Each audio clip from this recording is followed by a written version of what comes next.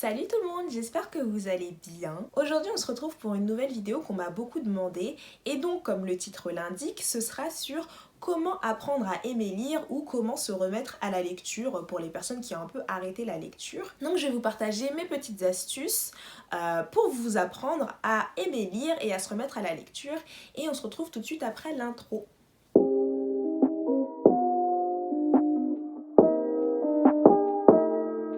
C'est vrai qu'en me penchant sur la question, je me suis rendu compte que lire, c'était pas forcément quelque chose qui était spontané pour tout le monde et que c'était pas quelque chose qui était considéré comme un divertissement pour la plupart des gens, alors que lire, justement, c'est censé vous divertir et c'est censé être un divertissement en fait. Donc, premièrement, je pense qu'il est intéressant de se poser la question pourquoi est-ce que vous avez envie de lire?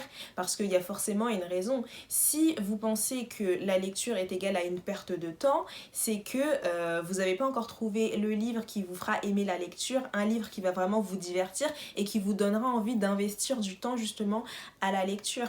Si vous avez envie de vous mettre à lire parce que vous avez envie de vous cultiver, parce que vous êtes curieux, parce que dans votre entourage vous avez plein de personnes qui aiment lire et vous avez un petit peu envie de découvrir ce plaisir, ou bien tout simplement parce que vous avez envie d'expérimenter de nouvelles choses, de découvrir le plaisir de la lecture, cette vidéo est faite pour vous. Alors, ma première astuce, ce serait de se mettre dans l'ambiance tout d'abord.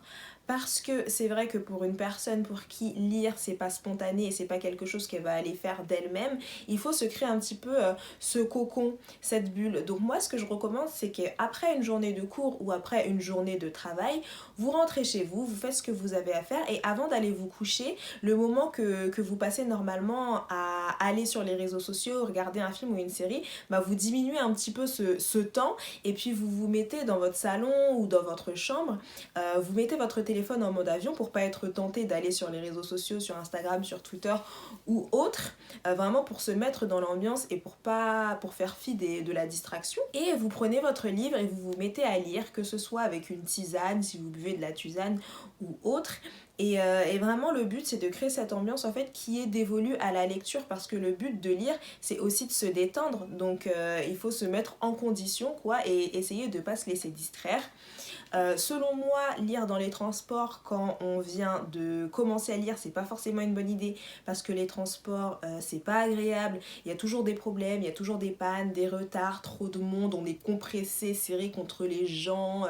Enfin, c'est pas une atmosphère où on a forcément envie de lire, on a plus envie que ça passe très très vite, que le temps passe. Donc on a ses écouteurs, on parle à personne et voilà quoi. Et donc ça pourrait associer, si vous vous mettez à lire directement dans les transports, le désagrément des transports avec la lecture et c'est pas ce qu'on veut étant donné qu'on veut apprendre à aimer lire. Donc pour un débutant je pense qu'il faudrait attendre un petit peu avant de se mettre à lire dans les transports. Mais si vous avez des longs trajets et que vous avez envie de mettre à profit ce temps, bien sûr commencez à lire dans les transports si vous avez envie. Mais je pense que c'est important de se créer cette ambiance où vous vous dites là je vais me mettre à la lecture véritablement et vous plongez dedans. Mais voilà, avant d'aller vous coucher, quand vous n'êtes pas trop fatigué non plus, vous prenez votre livre et vous vous mettez dans l'ambiance. Ensuite, ma deuxième astuce, et qui est probablement la plus importante de toutes mes astuces, de tous mes conseils, c'est de ne pas se forcer à lire quelque chose que vous n'avez pas envie de lire. Parce que je suis intimement convaincue que la plupart des gens ont un dégoût prononcé envers la lecture à cause des livres qu'on nous a fait lire à l'école. Parce que pour la plupart d'ailleurs, on a commencé à apprendre à lire à l'école. Donc forcément, les livres qu'on nous donnait, c'était plus des supports éducatifs que des choses qui étaient faites pour nous divertir. Et c'est sûr que quand on doit lire des livres qu'on n'a pas envie de lire, qu'on doit lire du Maupassant ou du Balzac et que ça nous intéresse pas, et évidemment ça nous rebute et ça nous donne pas du tout envie de lire quoi. Donc je pense qu'on a assez souffert pendant nos études, on a assez souffert avec les livres que les profs de français nous donnent à lire, donc on va se diriger vers des livres qui nous intéressent. Franchement, n'essayez pas de lire des livres pour vous donner un genre, ou bien parce que tout le monde les a lus, ou bien parce que c'est considéré comme des classiques. Franchement, dirigez-vous vers des lectures qui vous plaisent. Et donc mon troisième conseil qui est lié à ce que je viens de dire, c'est de trouver le genre qui vous convient.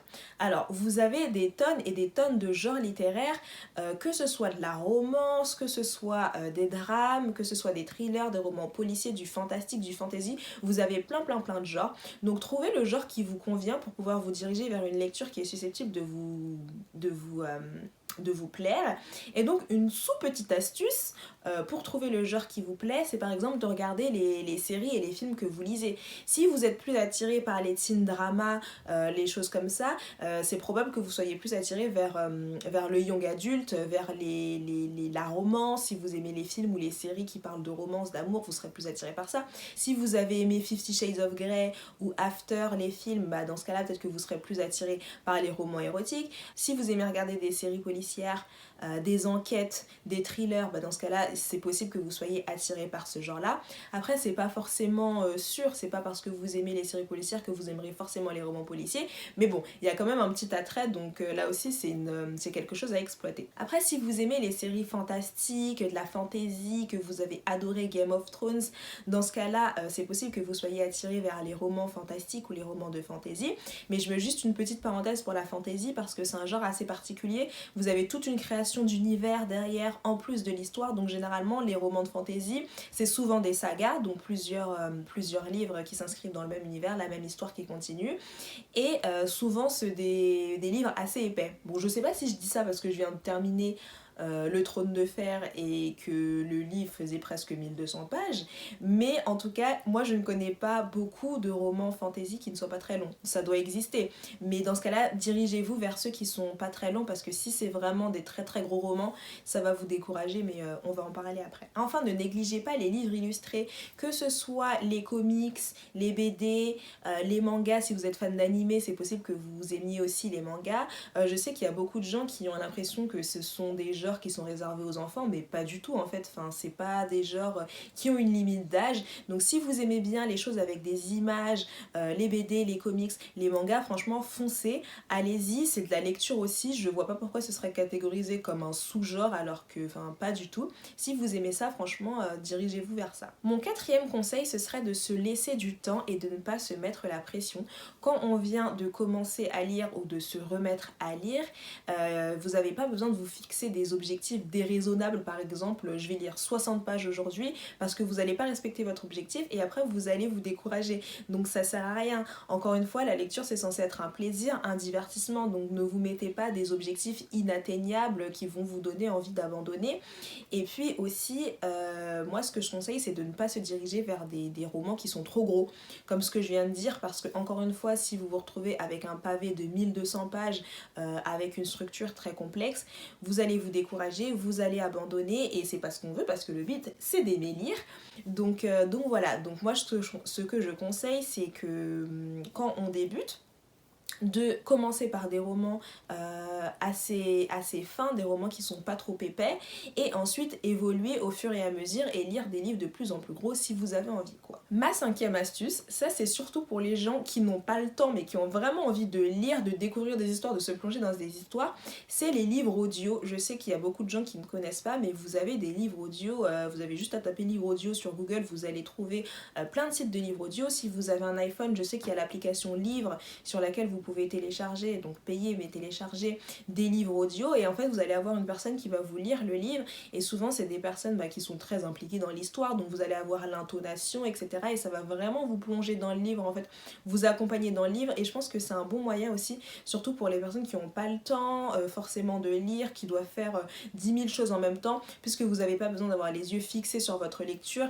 vous avez les mains libres en plus, donc vous pouvez faire le ménage, faire à manger, faire tout ce que vous avez à faire tout en écoutant votre livre audio. Je trouve que c'est un super moyen ça aussi de se plonger dans l'histoire, et peut-être de se dire étant donné que j'ai bien aimé ce livre audio, que j'ai bien aimé cette histoire, je vais aller lire après. Donc les livres audio aussi je recommande, c'est un bon moyen de se plonger dans la lecture. Et enfin mon dernier conseil, ce serait de demander son avis à un professionnel, que ce soit une bibliothécaire si vous allez en bibliothèque, un libraire qui pourra vous aiguiller vers le genre de livre adéquat pour vous, qui pourra vous aider à trouver un livre qui vous plaît, ou les bookstagrammeurs, bookstagrammeuses, les booktubeurs, booktubeuses qui font des revues sur plein de genres littéraires différents. Enfin c'est une grande communauté, donc vous pourrez trouver les livres qui vous correspondent, ou tout simplement on a toujours dans son entourage une personne qui aime lire et qui a lu plein de livres, donc lui demander des conseils sur différents genres, sur des livres qui pourraient vous plaire.